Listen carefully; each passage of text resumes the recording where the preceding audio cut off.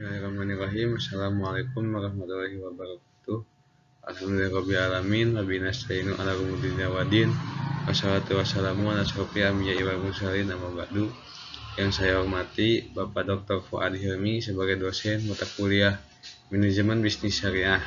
Di sini kami dari kelompok 2 yang beranggotakan Alvin Ar-Rahman Sidik, saya sendiri Syahrul Ramdhani Nugraha dan Dani Hidayah akan menjelaskan mengenai materi sistem ekonomi syariah.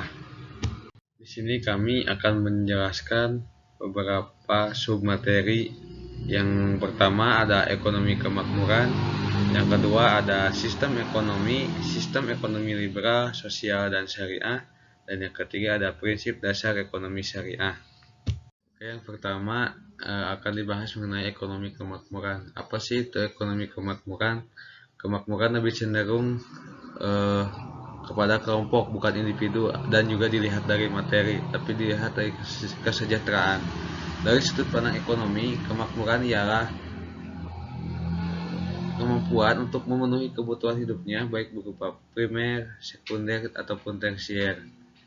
Kemudian ekonomi kemakmuran juga tidak hanya dilihat dari materi, tapi dilihat dari kondisi batin dan sosialnya. Mungkin itu yang bisa dijelaskan mengenai ekonomi kemakmuran. Untuk materi selanjutnya akan dibacakan oleh Saudara Alvin. Saya Alvin Ar-Rahman Sidik. Di sini saya akan menjelaskan materi mengenai sistem ekonomi liberal, sistem ekonomi sosial, dan sistem ekonomi syariah. Yang pertama, sistem ekonomi. Sistem ekonomi merupakan suatu kegiatan yang dilakukan guna untuk mengolah kegiatan perekonomian baik dalam lingkup pemerintah, masyarakat, ataupun kegiatan swasta agar lebih tertata.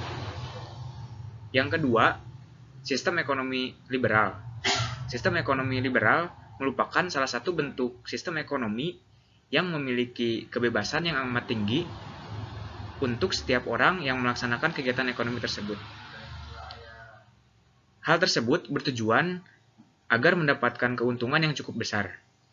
Secara sederhana, setiap keputusan perekonomian di dalam sistem ini akan mengacu pada perekonomian pasar. Selain itu, sistem ekonomi liberal juga sangat menjunjung tinggi semua hak kepemilikan pribadi. Yang ketiga, sistem ekonomi sosial. Sistem ekonomi sosial adalah sistem ekonomi yang pelaksanaannya diatur langsung oleh pemerintah. Dalam sistem ini, pemerintah bertanggung jawab atas kegiatan perekonomian sepenuhnya. Sistem ekonomi sosial ini disebut juga dengan sistem ekonomi terpusat, karena memang diatur langsung oleh pemerintah pusat. Yang keempat, sistem ekonomi syariah. Sistem ekonomi syariah adalah ekonomi yang berdasarkan pada ketuhanan atau diilhami oleh nilai-nilai syariah. Terima kasih. Materi selanjutnya akan dijelaskan oleh Dandi. Yang selanjutnya prinsip dasar ekonomi syariah. Di sini ada 6 prinsip. Yang pertama ada pengendalian harta. Kepemilikan relatif manusia atas harta harus dikendalikan agar terus mengalir menuju investasi. Prinsip ini merupakan fungsi zakat terpenting yang akan mendorong dan memaksa harta yang tertumpuk untuk keluar dan mengalir ke dalam aktivitas perekonomian. Aliran harta yang dikeluarkan tersebut dapat berupa investasi produk di sektor real maupun berupa aliran infak, sedekah, dan wakaf. Untuk kepentingan publik, dengan terjaganya aliran harta ke dalam aktivitas investasi dan aliran iswap, maka kegiatan perekonomian akan tetap tumbuh dan terus berputar secara berkelanjutan. Yang kedua, distribusi kekayaan dan pendapatan. Kekayaan dan pendapatan didistribusikan melalui aturan dan mekanisme tertentu untuk menjamin adanya daya beli seluruh lapisan masyarakat. Dengan prinsip ini, distribusi kekayaan dan pendapatan dari masyarakat kaya kepada 8 golongan yang berhak menerima zakat, Quran Surat At-Taubah 60 harus diwujudkan untuk menjamin adanya daya beli seluruh lapisan masyarakat dalam rangka memenuhi konsumsi kebutuhan dasarnya. Dengan lebih meratanya daya beli masyarakat sebagai dampak distribusi zakat, maka agregat konsumsi masyarakat dapat terjaga sehingga akan mendorong dan menghidupkan perekonomian sekaligus menstimulus kegiatan produksi barang dan jasa. Yang ketiga, berinvestasi secara optimal dan berbagi resiko. Riba secara bahasa bermakna ziyadah atau tambahan.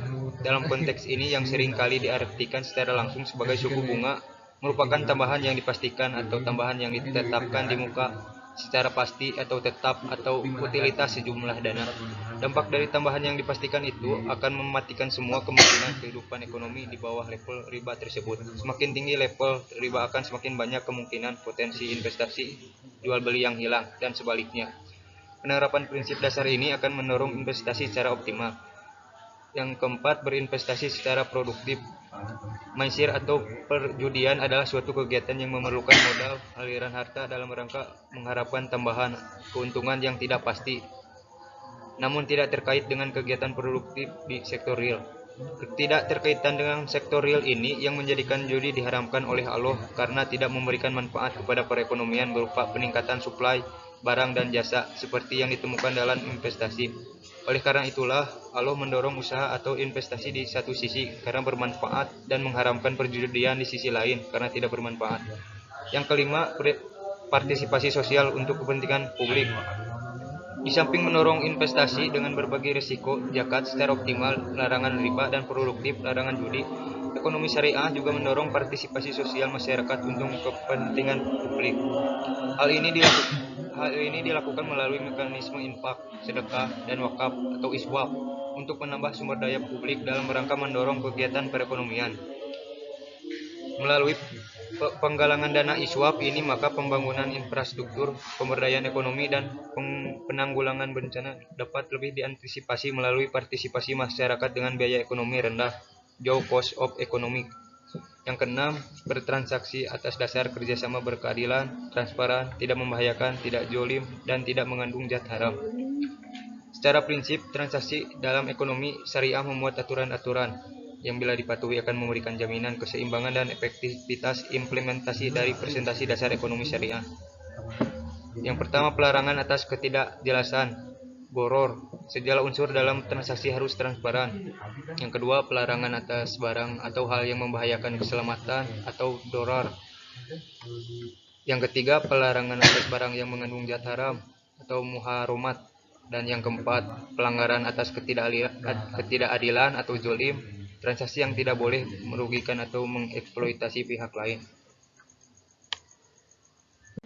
Mungkin itu yang dapat kami sampaikan mengenai materi sistem ekonomi syariah.